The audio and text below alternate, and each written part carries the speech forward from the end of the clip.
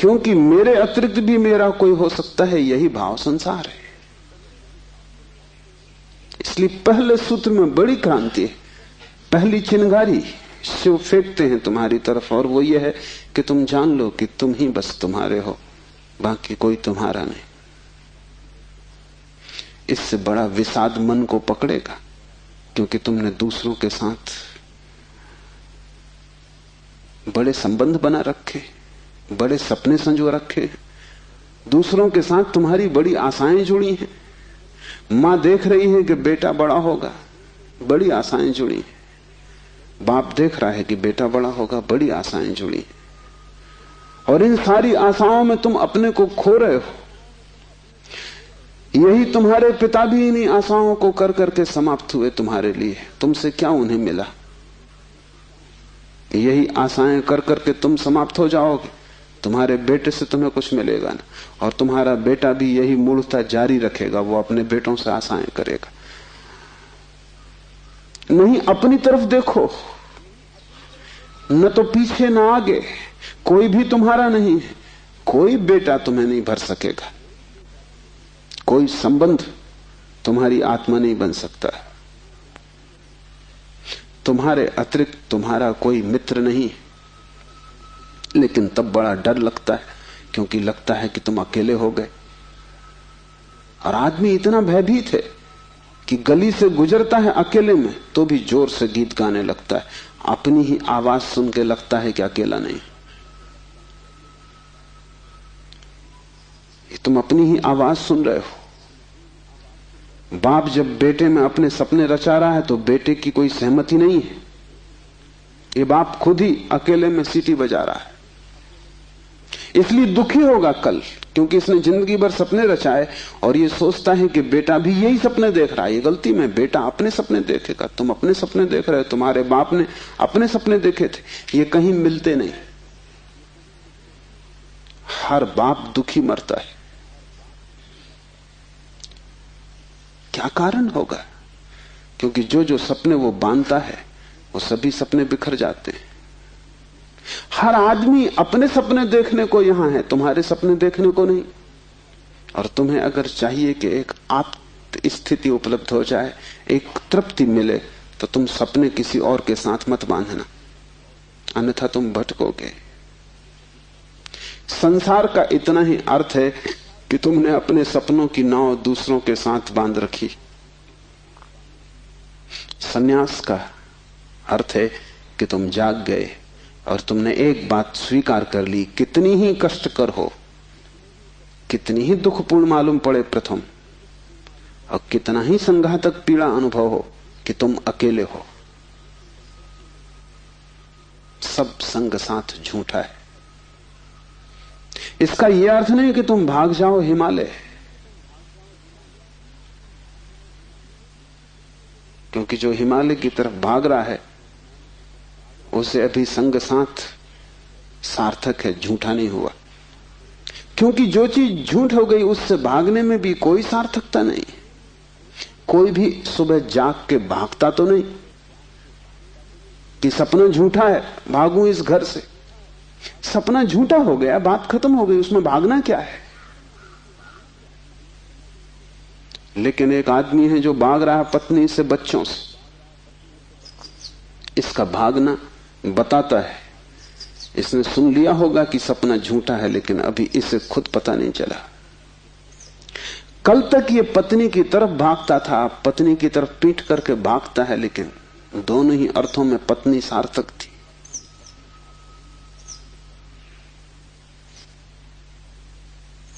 एक जैन संत हुए, गणेश वर्णी। वर्षों पहले उन्होंने पत्नी त्याग दी। साधु पुरुष थे। कोई 20 वर्ष त्याग के बाद काशी में थे, तब खबर आई कि पत्नी मर गई। उनके मुंह से जो वचन निकला वो याद रख लेने जैसा है। उन्होंने कहा, चलो झंझट मिटी। उनके भक्तों ने इस वचन का अर्थ लिया कि बड़ी वीतरागता है, थोड़ा सोचो। तो साफ हो जाएगा कि वीतरागता बिल्कुल नहीं। क्योंकि जिस पत्नी को 20 साल पहले छोड़ दिया उसकी झंझट अभी कायम थी तो ही मिट सकती है। गणित बिल्कुल सीधा और साफ है। ये पत्नी जो 20 साल पहले छोड़ दी किसी न किसी तरह छाया की तरह पीछे चल रही होगी, ये मन में कहीं सवार होगी। इसका उपद्रव कायम था। 20 साल भी इसके उपद्रव को मिटा नहीं पाए थे छोड़ने के बाद। ये मन सतत सोचता रहा होगा पक्ष में विपक्ष में। पत्नी के मरने पर ये वचन कि चलो झंझट मिटी, पत्नी के संबंध में कुछ भी नहीं बताते, सिर्फ पति के संबंध में बताते कि आदमी भाग तो गया छोड़कर, लेकिन छोड़ ना पाया।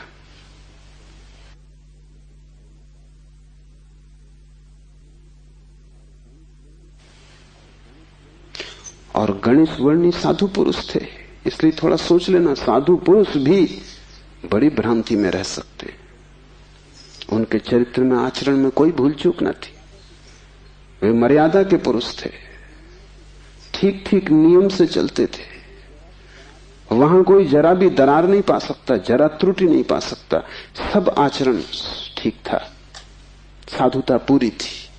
फिर भी भीतर कोई बात चूक गई, हिमालय पहुंच गए, झंझट सांस चली गई। फिर दूसरी बात भी समझ लेने जैसी है, और वो ये कि अगर पत्नी के मरने पर पहला ख्याल ही आया कि झंझट मिटी, तो कहीं जाने अनजाने अचेतन में पत्नी की मृत्यु की आकांक्षा भी छिपी रही होगी। वो जरा गहरा किसी तल पर पत्नी मिट जाए, न हो, समाप्त हो जाए, ये तो हिंसा हो गई। लेकिन एक एक वचन भी अकारण नहीं आता, आसमान से नहीं आता। एक एक वचन भी भीतर से आता। और ऐसे क्षणों में जबकि पत्नी मर गई इसकी खबर आई हो, तुम ठीक ठीक अपने रोजमर्रा के व्यवसायी होश में नहीं होते हो, तब तुमसे जो बात निकलती है वो ज्यादा सही होती। घंटे भर बाद तुम्हें मौका मिल जाएगा, तुम खुद ही सोच समझ के लीप पोता कर लोगे। तुम फिर जो कहोगे वो बात झूठी हो जाएगी। लेकिन तत्क्षण उस क्षण में वर्णी चूक गए। वो जो 20 साल से उन्होंने चारों तरफ साधुता का व्यवस्था कर रखी थी, उस क्षण में भूल गए। जब वर्णी को ऐसा घट सकता है तो तुम्हें तो सहज ही घट सकता है। भागने से कुछ भी ना होगा, भागकर कोई भी कभी भाग नहीं पाया। लेकिन भक्त इसको न देख पाएंगे। उन्होंने तो वर्णी की कथा में इसको बड़े बहुमूल्य वचन की तरह संग्रहित किया है, ये सोच के कि देखो आदमी कैसा वीतराग है। तुम्हें पता भी नहीं हो सकता कि वीतरागता क्या है। तुम राग में जीते हो, तुम्हें विराग समझ में आता है, तुमसे जो विपरीत है वो समझ में आता है। तुम जानते हो कि तुम पत्नी को छोड़ के नहीं जा सकते, और ये आदमी छोड़ के चला गया, ये आदमी तुमसे बड़ा है, ये तुमसे विपरीत है, लेकिन तुमसे भिन्न नहीं। तुम पैर के बल खड़े हो, ये आदमी सिर के बल खड़ा है, लेकिन तुम्हारे मन में और इसके मन में रत्ती भर भी फर्क नहीं। खोज के देखो, तुम सभी सोचते हो कि पत्नी झंझट। तुम एक आध ऐसा पति पा सकते हो जो कहे पत्नी झंझट नहीं। पत्नी के सामने मत पूछना, एकांत में अकेले। मुल्ला नसरुद्दीन ने मुझे कहा है कि मैं भी कभी सुखी था, लेकिन ये मुझे पता ही तब चला जब मैंने विवाह कर लिया, और तब फिर बहुत देर हो चुकी थी। मैं भी कभी सुखी था, ये पता मुझे तब चला जब मैंने विवाह कर लिया, लेकिन तब तक तो बहुत देर हो चुकी थी, सुख हाथ से जा चुका था। पति को गहराई में पूछो तो ऐसा पति खोजना कठिन है जिसने कई बार पत्नी की हत्या करने का विचार न किया हो। सपने न देखे हो कि मार डाला पत्नी को, सुबह उठ के वो भी कहेगा कैसा बेहुदा सपना। लेकिन अचेतन आकांक्षा है। जिससे झंझट पैदा होती है उसे मिटा देने का मन सीधा तर्क है, लेकिन झंझट दूसरे से कभी पैदा होती ही नहीं। पत्नी में अगर कोई उपद्रव होता तो कौन तुम्हें रोकता था? तुम सब भाग गए होते हिमालय। उपद्रव पत्नी में नहीं है, क्योंकि तुम हिमालय जाके फिर पत्नी खोज लोगे। उपद्रव तुम्हारे भीतर है। तुम अकेले नहीं रह सकते, तुम्हें कोई दूसरा चाहिए। अकेले में तुम डरते हो,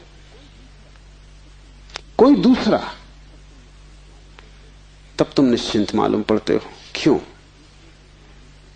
दूसरे की मौजूदगी से आश्वासन मिलता है। दुख में सुख में कोई साथी है, जीवन में मृत्यु में कोई साथी है। लेकिन अकेलापन स्वभाव है। और जिस व्यक्ति ने यह अनुभव कर लिया कि आत्मा ही बस मेरी है, उसने अपने अकेलेपन को अनुभव कर लिया। भागने की कोई भी जरूरत नहीं तो झंझट पीछे चली जाएगी। तुम जहां हो वहीं रहना, रत्ती भर भी बाहर कोई फर्क करने की आवश्यकता नहीं है, लेकिन भीतर तुम अकेले हो जाना। भीतर तुम कैवल्य को अनुभव करना कि मैं अकेला हूं, कोई संगी साथी नहीं। और ये तुम दोहराना मत, क्योंकि दोहराने की कोई जरूरत नहीं कि रोज सुबह बैठ के तुम दोहराओ कि मैं अकेला हूं, कोई संगी साथी नहीं। इससे कुछ भी ना होगा। ये दोहराना तो सिर्फ यही बताएगा कि तुम्हें अभी ख्याल नहीं हुआ। इसे समझना, ये तथ्य है कि तुम अकेले हो। समझने में अड़चन है, वही तपश्चर्या है। तप का अर्थ नहीं है कि तुम धूप में खड़े हो जाओ। आदमी को छोड़ के सभी पशु पक्षी धूप में खड़े, उनमें से कोई भी मोक्ष नहीं चला जा रहा है। और तप का अर्थ ये नहीं है कि तुम भूखे खड़े हो जाओ, अनशन कर लो, उपवास कर दो, क्योंकि आधी दुनिया वैसे ही भूखी मर रही है। कोई उपवास करके मोक्ष नहीं पहुंच जाता है। शरीर को गला दो, जला दो, उससे कुछ हल नहीं है। वो सिर्फ आत्महिंसा है और महानतम पाप है। और सिर्फ मूढ़ उस पाप में उतरते हैं। जिन्हें थोड़ा भी बोध है वो ऐसी नासमझियां ना करेंगे। दूसरे को भूखा मारना अगर गलत है तो खुद को भूखा मारना सही कैसे हो सकता है? दूसरे को सताना अगर हिंसा है तो खुद को सताना अहिंसा कैसे हो सकती है? सताने में हिंसा है, किसको तुम सताते हो इससे क्या फर्क पड़ता है? जो हिम्मतवर है वो दूसरे को सताते हैं, जो कमजोर है वो खुद को सताते हैं। क्योंकि दूसरे को सताने में एक खतरा है, दूसरा बदला लेगा। खुद को सताने में वो खतरा भी नहीं है, कौन बदला लेगा? कमजोर अपने को सताते हैं। तुमने कभी ख्याल किया, अगर पुरुष नाराज हो जाए तो वो पत्नी को पीटता, अगर पत्नी नाराज हो वो खुद को पीटती। ये जो पत्नी है ये साधुओं का प्रतीक है। कमजोर अपने को पीट लेता, क्या करे? ताकतवर दूसरे को पीटता है, क्योंकि उसमें खतरा तो है ही कि दूसरा क्या करेगा कौन जाने। कमजोर आत्महिंसक हो जाता है और ताकतवर परहिंसक होता है। और धार्मिक वो है जो अहिंसक, न वो दूसरे को सताता है न खुद को सताता है। सताने की बात ही व्यर्थ है। तपश्चर्या का अर्थ है कि तुमने ये सत्य स्वीकार कर लिया कि तुम अकेले हो, कोई उपाय नहीं है संगी साथी का। तुम कितना ही चाहो, कितनी ही आंखें बंद करो, सपने देखो, तुम अकेले ही रहोगे। जन्मों जन्मों से तुमने घर बसाए, परिवार बसाए, मिटाए, लेकिन तुम अकेले ही रहे हो। तुम्हारे अकेलेपन में रत्ती भर फर्क नहीं पड़ता। जिसने ये जान लिया, स्वीकार कर लिया कि मैं अकेला हूं, उसके लिए इंगित है इस सूत्र में चैतन्य आत्मा है, वही तुम्हारा और कोई तुम्हारा नहीं। और दूसरी बात इस सूत्र में है, वो है चैतन्य। आत्मा कोई सिद्धांत नहीं है कि तुम शास्त्र में पढ़ो और मान लो। आत्मा कोई, जैसे गुरुत्वाकर्षण का सिद्धांत है, ऐसा कोई सिद्धांत नहीं है। आत्मा एक अनुभव है, सिद्धांत नहीं। और अनुभव है चैतन्य की तीव्रता का। इसलिए तुम जितने चैतन्य होते जाओगे उतनी ही तुम्हें आत्मा का पता चलेगा। तुम जितने बेहोश होते चले जाओगे उतना ही तुम्हें अपना पता नहीं चलेगा, और तुम करीब करीब बेहोश हो। जो आत्मा को जानना चाहता है उसे किसी दर्शन शास्त्र की जरूरत नहीं है, उसे चैतन्य को जगाने की प्रक्रिया चाहिए, उसे विधि चाहिए जिससे वो ज्यादा चेतन हो जाए। जैसे कि आग को तुम उकसाते हो, राख जम जाती, तुम उकसा देते हो, राख झड़ जाती, अंगारे झलकने लगते। ऐसी तुम्हें कोई प्रक्रिया चाहिए जिससे तुम्हारी राख झड़े और अंगारा चमके, क्योंकि उसी चमक में तुम पहचानोगे कि तुम चैतन्य हो। और जितने तुम चैतन्य हो उतने ही तुम आत्मवान हो। जिस दिन तुम पाओगे कि मैं परम चैतन्य हूं, उस दिन तुम परमात्मा हो। तुम्हारी चेतना की मात्रा ही तुम्हारी आत्मा की मात्रा होगी।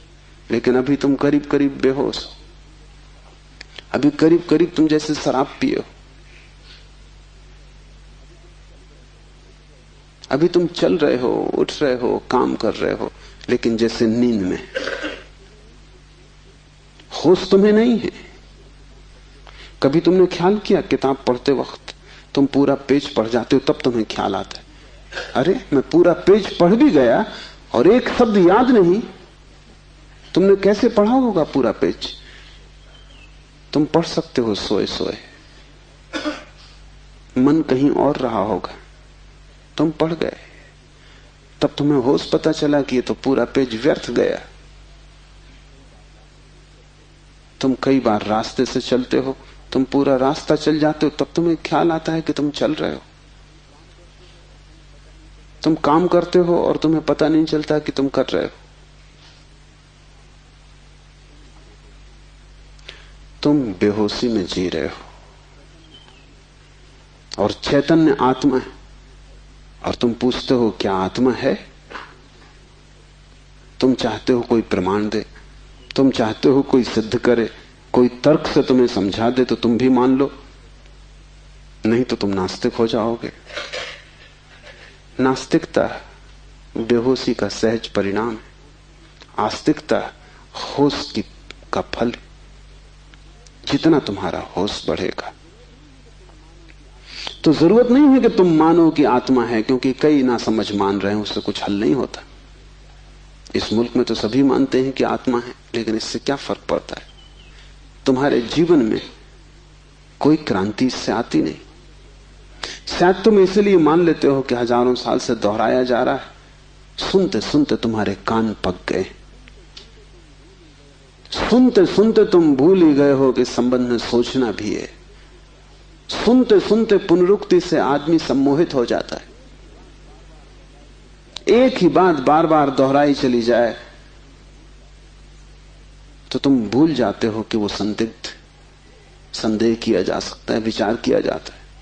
और फिर आत्मा है, इससे तुम्हें बड़ा संतोष भी मिलता है। शरीर मरेगा ये तुम्हें पता है, आत्मा नहीं मरेगी, इससे बड़ी हिम्मत बनती है। और आत्मा कभी नहीं मरेगी, अग्नि उसे जलाएगी नहीं, शस्त्र उसे छेदेंगे नहीं, मृत्यु उसका कुछ बिगाड़ ना सकेगी। इससे तुम्हें बड़ी सांत्वना मिलती, पर सांत्वना सत्य नहीं है। आत्मा को कोई न तो स्वीकार कर सकता है सिद्धांत की तरह, और न पुनरुक्ति की तरह कोई सम्मोहित हो सकता है। आत्मा को तो केवल वही लोग जान पाते हैं जो चैतन्य को बढ़ाते हैं। इस तरह जियो कि तुम पर राख इकट्ठी ना हो, इस तरह जियो कि तुम्हारे भीतर का अंगारा जलता रहे, प्रकाशित हो। इस तरह जियो कि प्रति क्षण तुम होश में रहो, बेहोश नहीं। मुल्ला नसरुद्दीन को बच्चा पैदा हुआ, पहला ही लड़का था। नसरुद्दीन बड़ा खुश हुआ, अपने खास मित्र को बुलाया, खुशी मनाने दोनों शराब घर में गए। क्योंकि तुम एक ही खुशी जानते हो, बेहोशी। ये बड़े मजे की बात है। शिव, बुद्ध, महावीर, वे सब चिल्ला चिल्ला के कहते हैं कि दुनिया में एक ही आनंद है, वो है होश। और तुम एक ही सुख जानते हो, वो है बेहोशी। या तो तुम ठीक हो या वो ठीक है, दोनों तो ठीक नहीं हो सकते। मुल्ला नसरुद्दीन सीधा शराब घर गया, बजाय अस्पताल जाने के पहले बेटे को देखता। उसने कहा कि पहले जरा आनंद कर लें, कितने दिनों का सपना पूरा हुआ। डट के दोनों पी गए। जब दोनों पी के पहुंचे अस्पताल और कांच की खिड़की में से बेटे को देखा तो मुल्ला रोने लगा। उसने अपने मित्र से कहा, पहली तो बात मेरे जैसा मालूम नहीं होता। अपना उन्हें पता नहीं है, अभी खुद की शक्ल भी वो पहचान ना सकेंगे, लेकिन मेरा जैसा नहीं मालूम होता। और दूसरी बात, बड़ा छोटा दिखाई पड़ता है। इतने छोटे बच्चे को लेके करेंगे भी क्या? ये बचेगा? मित्र ने कहा, मत घबराओ, जब मैं पैदा हुआ था तो मैं भी 3 ही पाउंड का था। नसरुद्दीन ने कहा, फिर तुम बचे?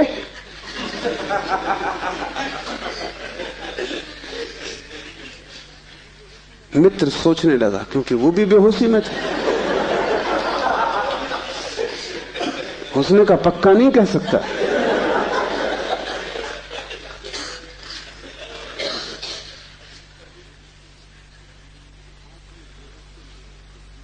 आदमी बेहोशी में है, उसके जीवन का सारा परिप्रेक्ष्य, उसकी सारी दृष्टि उसकी बेहोशी से भर जाती, सब धुआं धुआं हो जाता है। तुम कुछ भी ठीक से नहीं देख पाते, और तुम एक ही सुख जानते हो कि जब तुम अपने को भूल जाते हो, चाहे सिनेमा हो, चाहे संगीत हो, चाहे सेक्स हो, जहां भी तुम अपने को भूल जाते हो वहीं तुम कहते हो बड़ा सुख आए। भूलने को तुम सुख कहते हो, विस्मरण को? कारण है, क्योंकि जब भी तुम होश से भरते हो तुम सिवाय दुख के अपने जीवन में कुछ भी नहीं पाते। इसलिए जब भी तुम देखते हो जीवन को, जरा ही सजग हो के तुम पाते हो दुख दुख, कुरूपता चारों तरफ।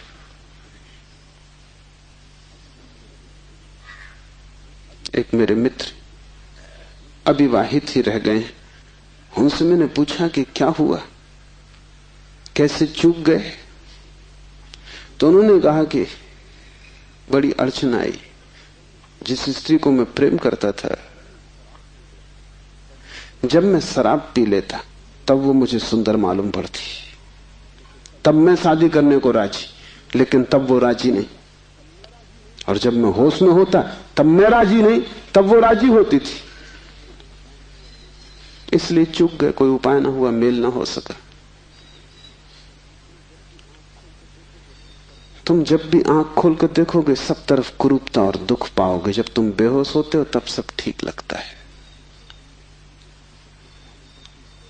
इसलिए तुम्हें तकलीफ मालूम पड़ती, चैतन्य आत्मा असंभव। इसलिए दुख से गुजरना होगा। उसको ही तपश्चर्या कहा है। जब कोई व्यक्ति जागना शुरू करता है तो पहले तो उसे दुख में से ही गुजरना होगा, क्योंकि तुमने जन्मों जन्मों तक दुख अपने चारों तरफ निर्मित किए हैं। कौन उनसे गुजरेगा तुम अगर न गुजरे तो? इसको हमने कर्म कहा है। कर्म का कुल इतना ही अर्थ है कि जन्मों जन्मों तक हमने चारों तरफ दुख निर्मित किए, जाने अनजाने हमने दुख की फसल बोई है, काटेगा कौन? तो जब भी तुम होश में आते हो तुम्हें फसल दिखाई पड़ती, बड़ी लंबी, इस खेत से तुम्हें गुजरना पड़ेगा। डर के मारे तुम वहीं बैठ जाते हो, फिर आंख बंद करके शराब पी लेते हो कि ये तो बहुत झंझट का काम है। लेकिन जितनी तुम शराब पीते हो उतनी ये फसल बढ़ती जाती। हर जन्म तुम्हारे कर्म की श्रृंखला में कुछ और जोड़ जाता है, घटाता नहीं। तुम और भी गर्त में उतर जाते हो, नरक और करीब आ जाता है। होश से भरोगे तो पहला तो घटना ये घटने ही वाली है कि तुम्हारे जीवन में चारों तरफ दुख दिखाई पड़ेगा, नरक, क्योंकि तुमने वो निर्मित किया है। और अगर तुमने हिम्मत रखी, साहस रखा और तुम उस दुख से गुजर गए, तो जिस दुख से तुम सचेतन रूप से गुजर जाओगे वो फसल कट गई। उन दुखों से तुम्हें न गुजरना पड़ेगा फिर। और अगर एक बार तुम सारी दुख की श्रृंखला से गुजर जाओ, कर्म की श्रृंखला से, क्योंकि वो तुम्हारी आत्मा के चारों तरफ बंधी हुई जंजीरें, अगर तुम उन सब से गुजर जाओ और होश न खो और हिम्मत जारी रखो कि कोई फिक्र नहीं, जितना दुख मैंने पैदा किया है मैं गुजरूंगा, मैं अंत तक जाऊंगा। मैं उस प्रथम घड़ी तक जाना चाहता हूं जब मैं निर्दोष था और दुख की यात्रा शुरू ना हुई थी, जब मेरी आत्मा परम पवित्र थी और मैंने कुछ भी संग्रह न किया था दुख का। मैं उस समय तक प्रवेश करूंगा ही, चाहे कुछ भी परिणाम हो, कितना ही दुख, कितनी ही पीड़ा। अगर तुमने इतना साहस रखा तो आज नहीं कल दुख से पार होकर तुम उस जगह पहुंच जाओगे जहां शिव का सूत्र तुम्हें समझ में आएगा, चैतन्य आत्मा है। और एक बार तुम अपने भीतर के चैतन्य में प्रतिष्ठित हो जाओ, फिर तुमसे कोई दुख पैदा नहीं होता, क्योंकि बेहोश आदमी अपने चारों तरफ दुख पैदा करता है। तुमने देखा है शराबी को चलते हुए रास्ते पर वो कैसा डगमगाता है? ऐसी तुम्हारी जिंदगी है, कहीं पैर रखते हो कहीं पड़ता है, कहीं जाना चाहते हो कहीं पहुंच जाते हो, कुछ करना चाहा था कुछ और ही हो जाता है, कुछ कहने निकले थे कुछ और ही कह के घर लौट आते हो। इसे तुम रोज देख रहे हो, फिर भी तुम समझ नहीं पाते कि क्यों हो रहा है। तुम गए थे किसी से क्षमा मांगने और झगड़ा करके वापस आ गए। होश में हो तुम बात प्रेम की कर रहे थे, दुश्मनी हो गई।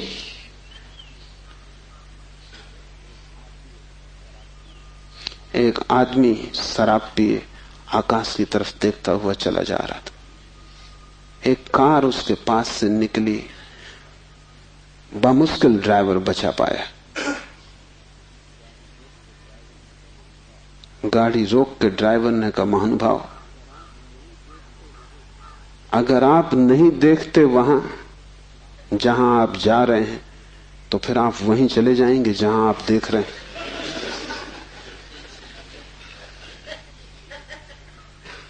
और हमें कुछ पता भी नहीं कि हम कहां जा रहे हैं, क्यों जा रहे हैं, कहां देख रहे हैं, क्यों देख रहे हैं, चले जा रहे हैं। क्योंकि एक बेचैनी है भीतर जो बैठने भी नहीं देती, एक शक्ति है भीतर जो चलाए चली जाती है। फिर हम जो भी करते वो सबके उल्टे परिणाम आते हैं। लोग मेरे पास आते हैं, वो कहते हैं हमने बदी तो कभी की नहीं, नेकी की और फल बदी मिल रहा है।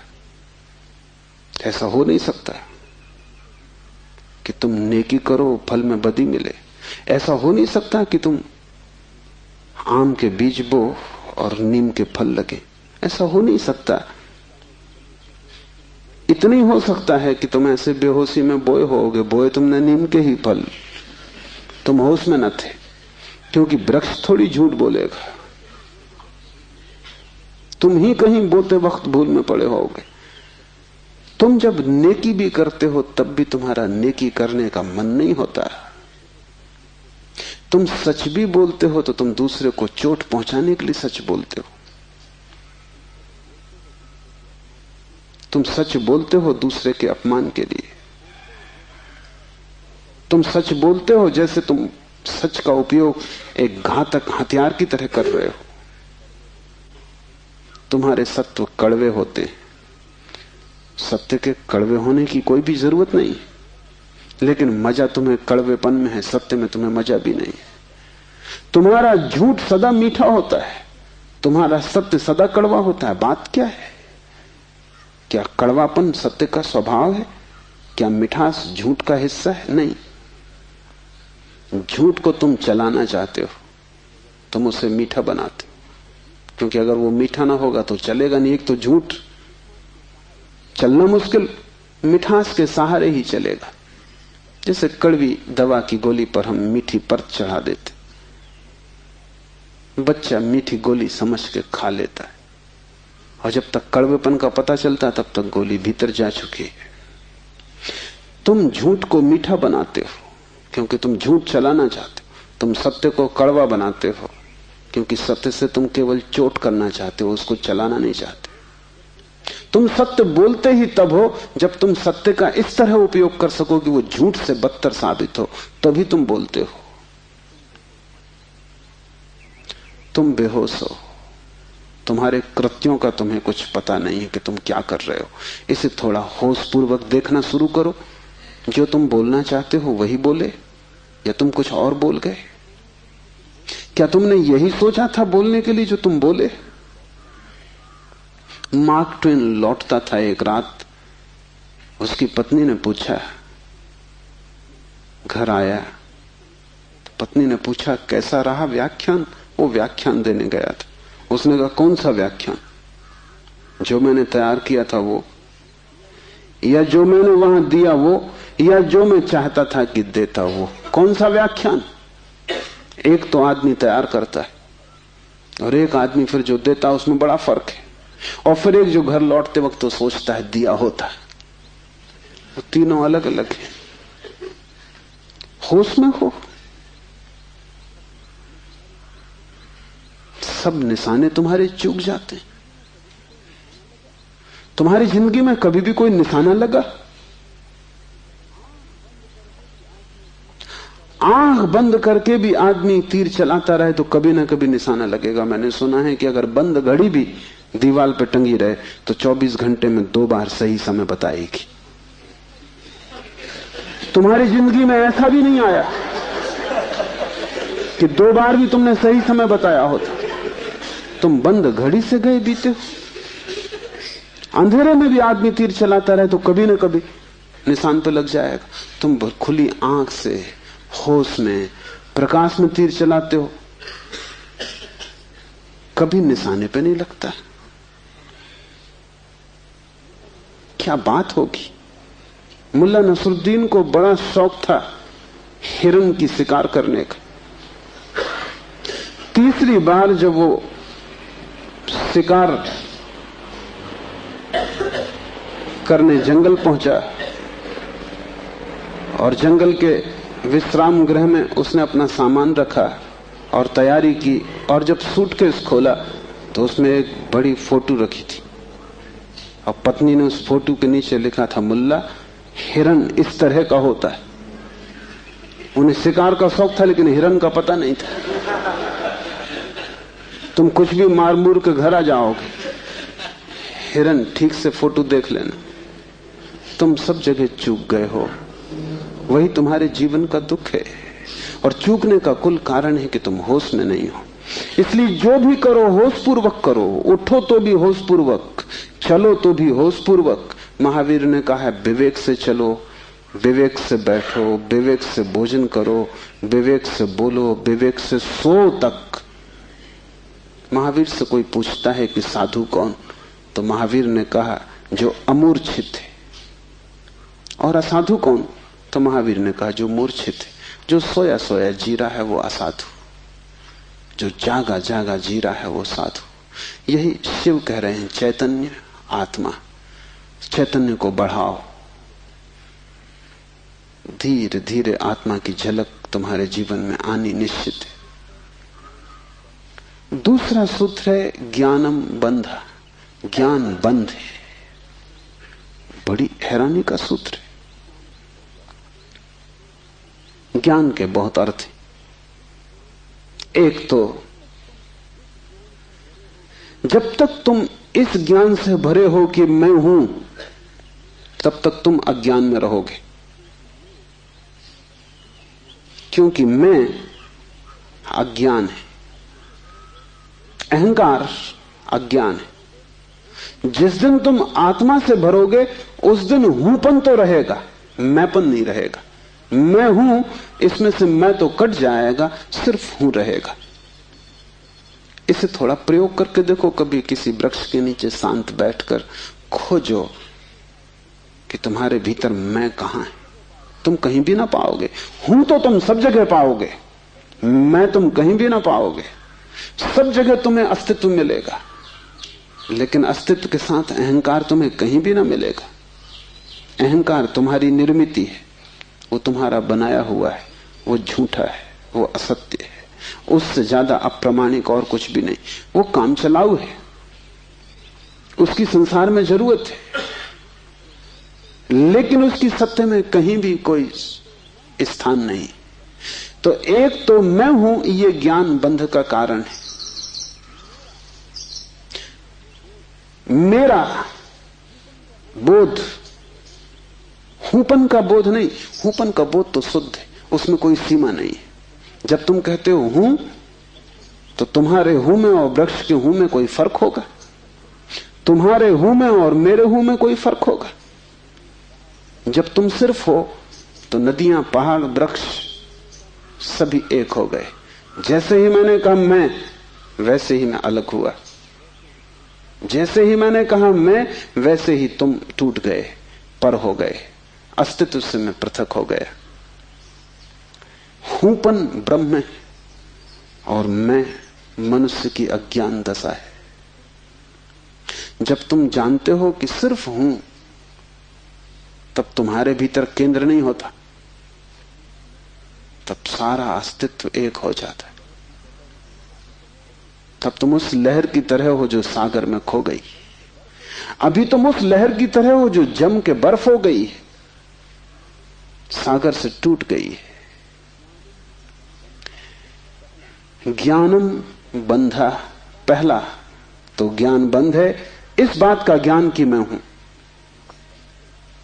दूसरा ज्ञान बंध है वो सब ज्ञान जो तुम बाहर से इकट्ठा कर लिए हो, जो तुमने शास्त्रों से चुराया है, जो तुमने सद्गुरुओं से उधार लिया है, जो तुम्हारी स्मृति है, वो सब बंधन है। उससे तुम्हें मुक्ति ना मिलेगी। इसलिए तुम पंडित से ज्यादा बंधा हुआ आदमी ना पाओगे। मेरे पास सब तरह के लोग आते हैं, सब तरह के मरीज, उसमें पंडित से ज्यादा कैंसर ग्रस्त कोई भी नहीं। उसका इलाज नहीं, वो ला इलाज है। उसकी तकलीफ यह है कि वो जानता है, इसलिए न वो सुन सकता न वो समझ सकता। तुम उससे कुछ बोलो, इसके पहले कि तुम बोलो उसने उसका अर्थ कर लिया है। इसके पहले कि वो तुम्हें सुने उसने व्याख्या निकाल ली। शब्दों से भरा हुआ चित्त जानने में असमर्थ हो जाता है। वो इतना ज्यादा जानता है बिना कुछ जाने, क्योंकि सब जाना हुआ उधार है। शास्त्र से अगर ज्ञान मिलता होता तो सभी के पास शास्त्र है, ज्ञान सभी को मिल गया होता। ज्ञान तो तब मिलता है जब कोई निशब्द हो जाता है, जब वो सभी शास्त्रों को विसर्जित कर देता है, जब वो उस सब ज्ञान को जो दूसरों से मिला है वापस लौटा देता है जगत को, जब वो उसे खोजता है जो मेरा मूल अस्तित्व है, जो मुझे दूसरे से नहीं मिला। इसे थोड़ा समझो, तुम्हारा शरीर तुम्हें मां और पिता से मिला है। तुम्हारे शरीर में तुम्हारा कुछ भी नहीं है। आधा तुम्हारी मां का दान है, आधे तुम्हारे पिता का दान है। फिर तुम्हारा शरीर तुम्हें भोजन से मिला है, वो जो रोज तुम भोजन कर रहे हो। 5 तत्वों से मिला है, वायु है, अग्नि है, 5 तत्व हैं, उनसे तुम्हें मिला है। इसमें तुम्हारा कुछ भी नहीं है। लेकिन तुम्हारी चेतना तुम्हें 5 तत्वों में से किसी से भी नहीं मिली है। तुम्हारी चेतना तुम्हें मां और पिता से भी नहीं मिली है। तुम जो जो जानते हो वो तुमने स्कूल विश्वविद्यालय से सीखा है, शास्त्रों से सुना है, गुरुओं से पाया है। वो तुम्हारे शरीर का हिस्सा है, तुम्हारी आत्मा का नहीं। तुम्हारी आत्मा तो वही है जो तुम्हें किसी से भी नहीं मिली। जब तक तुम उस शुद्ध तत्व को न खोज लोगे जो निपट तुम्हारा है, जो तुम्हें किसी से भी नहीं मिला है, न मां ने दिया, न पिता ने, न समाज ने, न गुरु ने, न शास्त्र ने, वही तुम्हारा स्वभाव है। ज्ञान बंद है क्योंकि वो तुम्हें इस स्वभाव तक न पहुंचने देगा। ज्ञान ने ही तुम्हें बांटा है। तुम कहते हो मैं हिंदू, तुमने कभी सोचा कि तुम हिंदू क्यों हो? तुम कहते हो मैं मुसलमान, तुमने कभी विचारा कि तुम मुसलमान क्यों हो? हिंदू और मुसलमान में फर्क क्या है? क्या उनका खून निकाल के कोई डॉक्टर परीक्षा करके बता सकता है कि हिंदू का खून है, ये मुसलमान का खून? क्या उनकी हड्डियां काट के कोई बता सकता है कि हड्डी मुसलमान से आती है कि हिंदू से आती है? कोई उपाय नहीं। शरीर की जांच से कुछ भी पता न चलेगा, क्योंकि दोनों के शरीर 5 तत्वों से बनते हैं। लेकिन अगर उनकी खोपड़ी की जांच करो तो पता चल जाएगा कि कौन हिंदू है कौन मुसलमान है, क्योंकि दोनों के शास्त्र अलग, दोनों के सिद्धांत अलग, दोनों के शब्द अलग। शब्दों का भेद है तुम्हारे बीच। तुम हिंदू हो क्योंकि तुम्हें एक तरह का ज्ञान मिला जिसका नाम हिंदू, दूसरा जैन है क्योंकि उसे दूसरे तरह का ज्ञान मिला जिसका नाम जैन। तुम्हारे बीच जितने फासले हैं, दीवालें हैं, वो ज्ञान की दीवालें, और सब ज्ञान उधार। तुम एक मुसलमान बच्चे को हिंदू के घर में रख दो, वो हिंदू की तरह बड़ा होगा, वो ब्राह्मण की तरह जनेऊ धारण करेगा, वो उपनिषद और वेद के वचन उद्धृत करेगा। और तुम एक हिंदू के बच्चे को मुसलमान के घर रख दो, वो कुरान की आयत दोहराएगा।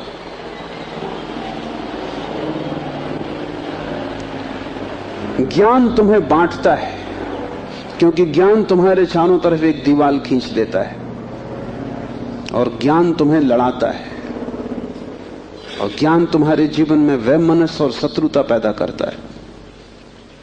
थोड़ी देर को सोचो, अगर तुम्हें कुछ भी ना सिखाया जाए कि तुम हिंदू हो या मुसलमान या जैन या पारसी, तो तुम क्या करोगे? तुम बड़े होगे एक मनुष्य की भांति। तुम्हारे बीच कोई दीवार ना होगी। दुनिया में कोई 300 धर्म है, 300 कारागृह, और हर आदमी पैदा होते से एक कारागृह या दूसरे कारागृह में डाल दिया जाता है। और पंडित पुरोहित बड़ी चेष्टा करते हैं कि बच्चे पर जल्दी से जल्दी कब्जा हो जाए। उसको वो धर्म शिक्षा कहते हैं। उससे ज्यादा अधर्म और कुछ भी नहीं है। वो उसको धर्म शिक्षा कहते हैं। 7 साल के पहले बच्चे को पकड़ लें, क्योंकि 7 साल का बच्चा अगर बड़ा हो गया तो फिर पकड़ना रोज रोज मुश्किल होता जाएगा। और बच्चे को अगर थोड़ा भी बोध आ गया तो फिर वो सवाल उठाने लगेगा, और सवालों का जवाब पंडितों के पास बिल्कुल नहीं है। पंडित सिर्फ मूढ़ों को तृप्त कर पाते हैं। जितनी कम बुद्धि का आदमी हो, पंडित से उतनी जल्दी तृप्त हो जाता है। वो एक प्रश्न पूछता, उत्तर मिल जाता है। तुम जाते हो पंडित से पूछते हो संसार को किसने बनाया, वो कहता भगवान ने। तुम प्रसन्न घर लौटाते हो बिना पूछे कि भगवान को किसने बनाया। अगर तुम दूसरा प्रश्न पूछते, पंडित नाराज हो जाते, क्योंकि उसका उसे भी पता नहीं, किताब में वो लिखा नहीं। और फिर झंझट की बात है, परमात्मा को किसने बनाया। फिर तुम पूछते ही चले जाओगे, वो कोई भी जवाब दे, तुम पूछोगे उसको किसने बनाया। अगर गौर से देखो तो तुम्हारे पहले सवाल का जवाब दिया नहीं गया है। पंडित ने तुम्हें सिर्फ संतुष्ट कर दिया क्योंकि तुम बहुत बुद्धिमान नहीं। और बच्चे अबोध, उनका अभी तर्क नहीं जगा, विचार नहीं जगा, अभी वो प्रश्न नहीं पूछ सकते। अभी तुम जो भी कचरा उनके दिमाग में डाल दो, वो उसे स्वीकार कर लेंगे। बच्चे सभी को स्वीकार कर लेते हैं, क्योंकि वो सोचते हैं जो भी दिया जा रहा है वो सभी ठीक है। बच्चा ज्यादा सवाल नहीं उठा सकता, सवाल उठाने के लिए थोड़ी प्रौढ़ता चाहिए। इसलिए सभी धर्म बच्चों की गर्दन पकड़ लेते हैं और फांसी लगा देते हैं। फांसी बड़ी सुंदर है। किसी के गले में बाइबल लटकी है, किसी के गले में समयसार लटका है, किसी के गले में कुरान लटकी है, किसी के गले में गीता लटकी। ये इतने प्रीतिकर बंधन है कि इनको छोड़ने की हिम्मत फिर जुटानी बहुत मुश्किल है। और जब भी तुम इन्हें छोड़ना चाहोगे, एक खतरा सामने आ जाएगा, क्योंकि इन्हें छोड़ा तो तुम अज्ञानी। क्योंकि जैसे तुम इनको छोड़ोगे तुम पाओगे मैं तो कुछ जानता नहीं, बस ये किताब सारी संपदा है, इसको संभालो। अपने अज्ञान को छिपाने का यही तो एक उपाय है। लेकिन अज्ञान छिपने से अगर मिटता होता तो बड़ी आसान बात हो गई होती। अज्ञान छिपने से बढ़ता है, जैसे कोई अपने घाव को छिपा ले, उससे कुछ मिटेगा नहीं। घाव और भीतर भीतर बढ़ेगा, मवाद पूरे शरीर में फैल जाएगी। शिव कहते हैं ज्ञान बंद है, ज्ञान सीखा हुआ, ज्ञान उधार, ज्ञान दूसरे से लिया हुआ बंधन का कारण है। तुम उस सब को छोड़ देना जो दूसरे से मिला है। तुम उसकी तलाश करना जो तुम्हें किसी से भी नहीं मिला। तुम उसकी खोज में निकलना, उस चेहरे की खोज में जो तुम्हारा है। तुम्हारे भीतर छिपा हुआ एक झरना है चैतन्य का, जो तुम्हें किसी से भी नहीं मिला, जो तुम्हारा स्वभाव है, जो तुम्हारी निज संपदा है, निजत्व है, वही तुम्हारी आत्मा है। तीसरा सूत्र है योनि वर्ग और कला शरीर है। योनि से अर्थ है प्रकृति, इसलिए हम स्त्री को प्रकृति कहते हैं। स्त्री शरीर देती है, वो प्रकृति की प्रतीक है। और कला का अर्थ है कर्ता का भाव। एक ही कला है, वो कला है संसार में उतरने की कला, और वो है कर्ता का भाव। इन दो चीजों से मिलकर तुम्हारा शरीर निर्मित होता है। तुम्हारे कर्ता का भाव, तुम्हारा अहंकार, और प्रकृति से मिला हुआ शरीर। अगर तुम्हारे भीतर कर्ता का भाव है तो तुम्हें योग्य शरीर प्रकृति देती चली जाएगी। इसी तरह तुम बार बार जन्मे हो। कभी तुम पशु थे, कभी पक्षी थे, कभी वृक्ष थे, कभी मनुष्य। तुमने जो चाहा है वो तुम्हें मिला है। तुमने जो आकांक्षा की है, तुमने जो कर्तृत्व की वासना की है, वही घट गया है। तुम्हारे कर्तृत्व की वासना घटना बन जाती है, विचार वस्तुएं बन जाते। इसलिए बहुत सोच विचार के वासना करना, क्योंकि सभी वासनाएं पूरी हो जाती हैं देर अबेर। अगर तुम बहुत बार देखते हो आकाश में पक्षी को और सोचते हो कैसी स्वतंत्रता पक्षी को, खास हम पक्षी होते, देर न लगेगी, जल्दी तुम पक्षी हो जाओ। तुम अगर देखते हो एक कुत्ते को संभोग करते हुए और तुम सोचते हो कैसी स्वतंत्रता, कैसा सुख, जल्दी ही तुम कुत्ते हो जाओ। तुम जो भी वासना अपने भीतर संग्रहित करते हो वो बीज बन जाती। प्रकृति तो केवल शरीर देती है, कलाकार तो तुम ही हो, स्वयं को निर्माण करने वाले। अपने शरीर को तुमने ही बनाया है, ये कला का अर्थ है। कोई तुम्हें शरीर नहीं दे रहा है, तुम्हारी वासना ही निर्मित करती है। तुमने कभी ख्याल किया, रात तुम सोते हो तो आखिरी जो विचार होता है सोते समय, वही सुबह उठते वक्त पहला विचार होगा। रात भर तुम सोए रहे, वो बीज की तरह विचार भीतर पड़ा रहा, जो अंतिम था वो सुबह प्रथम होगा। तुम मरोगे इस शरीर से, आखिरी मरते क्षण में तुम्हारे सारे जीवन की वासना संग्रहित होकर बीज बन जाएगी। वही बीज नया गर्भ बन जाएगा। जहां से तुम मिटे वहीं से तुम फिर शुरू हो जाओगे। तुम जो भी हो ये तुम्हारा ही कृत्य है, किसी दूसरे को दोष मत देना। यहां कोई दूसरा है भी नहीं जिसको दोष दिया जा सके। ये तुम्हारे ही कर्मों का संचित फल है। तुम जो भी हो, सुंदर कुरूप, दुखी सुखी, स्त्री पुरुष, तुम जो भी हो, ये तुम्हारे ही कृत्यों का फल है। तुम ही हो कलाकार अपने जीवन के। मत कहना कि भाग्य ने बनाया है, क्योंकि वो धोखा है। उस भांति तुम जिम्मेवारी किसी और पर टाल रहे हो। मत कहना कि परमात्मा ने भेजा है। तुम परमात्मा पर जिम्मेदारी मत डालना, क्योंकि ये तरकीब है खुद के दायित्व से बचने की। इस कारागृह में तुम अपने ही कारण हो। जो व्यक्ति इस बात को ठीक से समझ लेता है कि अपने ही कारण मैं यहां हूं, उसके जीवन में क्रांति शुरू हो जाती। शिव कह रहे हैं योनि वर्ग और कला शरीर है। प्रकृति तो सिर्फ योनि है, वो तो सिर्फ गर्भ है। तुम्हारा अहंकार उस योनि में बीज बनता है। तुम्हारे कर्तृत्व का भाव कि मैं ये करूं, मैं ये पाऊं, मैं ये हो जाऊं, उसमें बीज बनता है।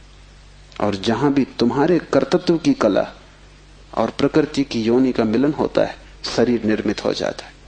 इसलिए बुद्ध पुरुष कहते हैं सभी वासनाओं को छोड़ दो, तभी तुम मुक्त हो सकोगे। तुमने अगर स्वर्ग की वासना की तो तुम देवता हो जाओगे, लेकिन वो भी मुक्ति ना होगी, क्योंकि वासनाओं से कभी भी अशरीर की स्थिति पैदा नहीं होती। सभी वासनाओं से शरीर निर्मित होते हैं। जब तक तुम निर्वासना को उपलब्ध नहीं हो, जब तक तृष्णा तुमने पूरी ही नहीं छोड़ दी, तब तक तुम नए शरीरों में भटकते रहोगे। और शरीर के ढंग अलग हों, शरीर की मौलिक स्थिति एक ही जैसी है। शरीर के दुख समान है, चाहे पक्षी का शरीर हो चाहे आदमी का शरीर हो, दुखों में कोई भेद नहीं है। क्योंकि मौलिक दुख है आत्मा का शरीर में बंध जाना। मौलिक दुख है कारागृह में प्रविष्ट हो जाना। फिर कारागृह की दीवारें वर्तुलाकार हैं कि त्रिकोण हैं कि चौकोन हैं, उससे कोई हल नहीं होता, उससे कुछ फर्क नहीं पड़ता है। तुम भला सोचते हो फर्क पड़ता है। एक मेरे मित्र हैं, ड्राइंग के शिक्षक हैं, उन्हें जेल हो गई। लौटे 3 साल बाद तो मैंने उनसे पूछा कैसे रहे दिन, कैसे कटे दिन। उन्होंने कहा और तो सब ठीक था, लेकिन मेरी कोठरी के कोने 90 कोण के नहीं थे। वो ड्राइंग के शिक्षक हैं, उनकी बुद्धि, वो 90 कोण के नहीं थे कोठरी के कोने। उनकी असली तकलीफ 3 साल यही रही, क्योंकि उसी कोठरी में रहना और बार बार देखना वो कोना, वो 90 कोण का नहीं। तो जो बात उन्होंने मुझसे कही वो ये कि तो और तो सब ठीक था, बाकी कुछ अड़चन ना थी, लेकिन कोने ठीक 90 के नहीं थे। कोने 90 के हों कि 90 के ना हो, इससे क्या बुनियादी फर्क पड़ेगा। कारागृह कारागृह, पक्षी का शरीर के आदमी का बहुत फर्क नहीं पड़ता। बंद तुम हो गए वही दुख है, बंध गए तुम वही दुख है। वासना बांधती, वासना है रज्जु जिससे हम बंधते हैं। और ध्यान रखना, तुम्हारे अतिरिक्त और कोई जिम्मेवार नहीं है। उद्धमो भैरवा, चौथा सूत्र है उद्धम ही भैरव है।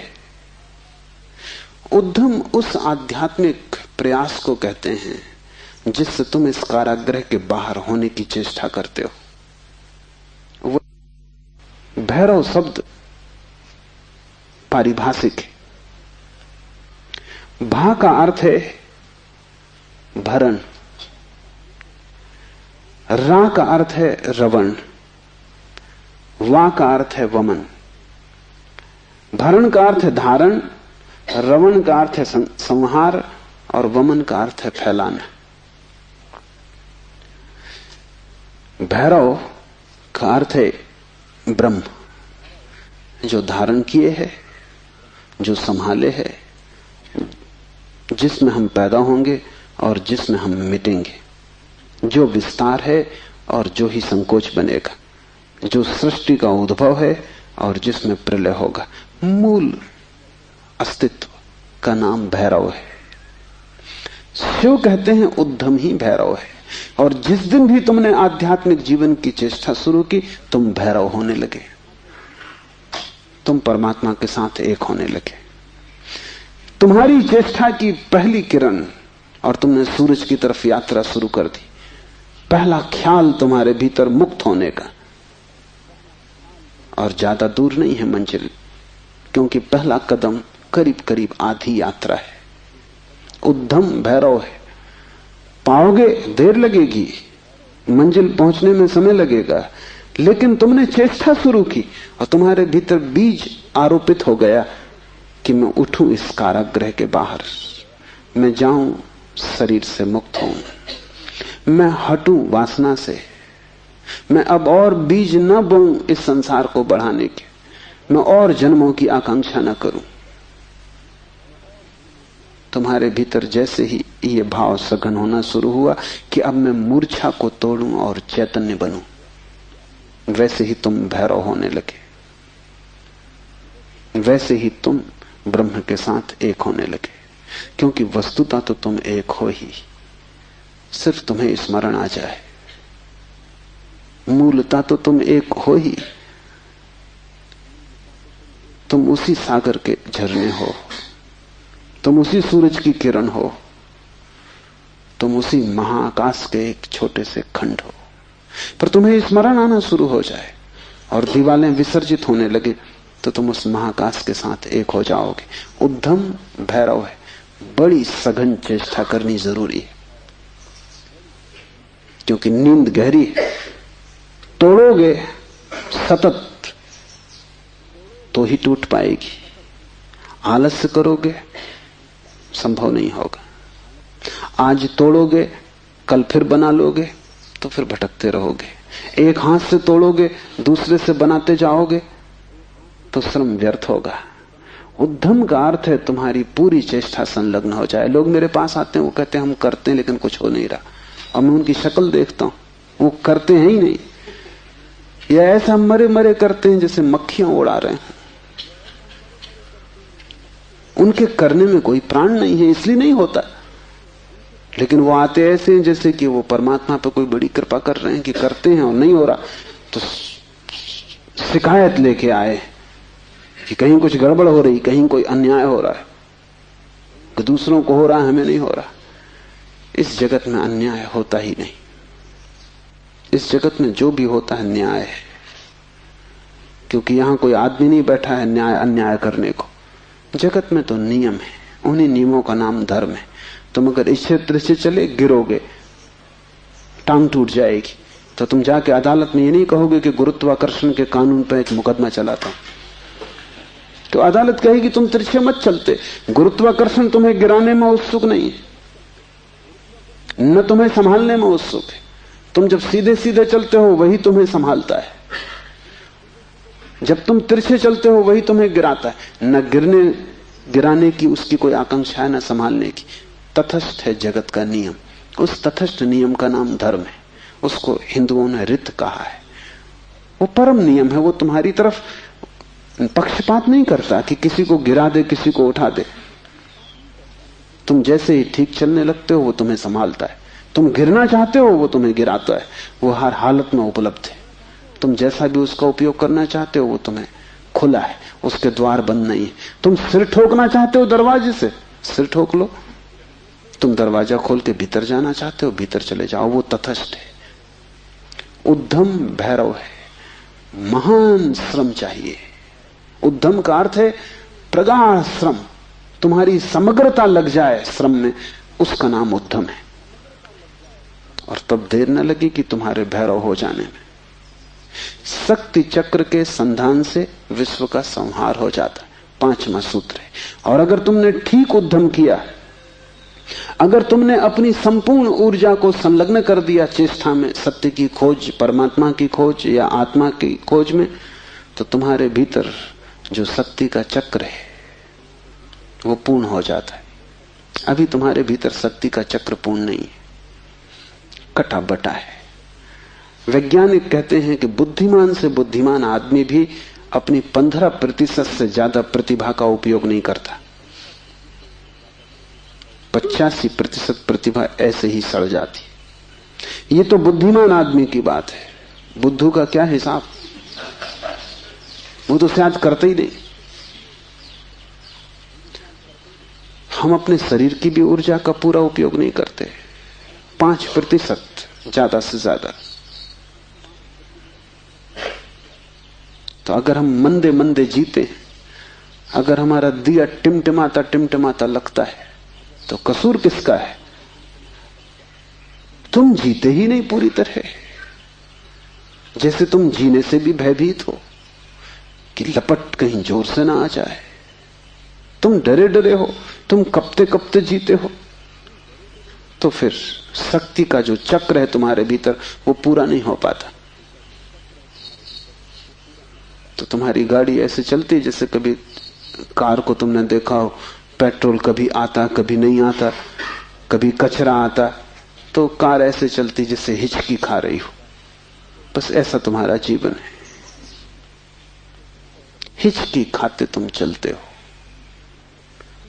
जरा जरा सी शक्ति के खंड खंड आते हैं, अखंड शक्ति नहीं हो पाती। जिस चीज में भी तुम अपनी पूरी शक्ति लगा दोगे, वो कोई भी हो चीज, अगर तुम चित्र बनाते हो और चित्रकार हो और तुमने अपनी पूरी शक्ति को चित्र बनाने में लगा दिया, पूरी कि रत्ती भर बाकी ना बची, तो तुम वहीं से मुक्त हो जाओगे, क्योंकि वही उद्यम पूर्ण होते ही भैरव हो जाता है।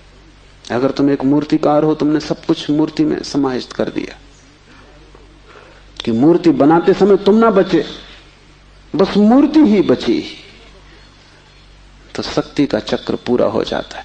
जब तुम पूरी शक्ति को निमज्जित करते हो किसी भी कृत्य में, वही ध्यान हो जाता है। भैरव निकट, मंदिर पास आ गया।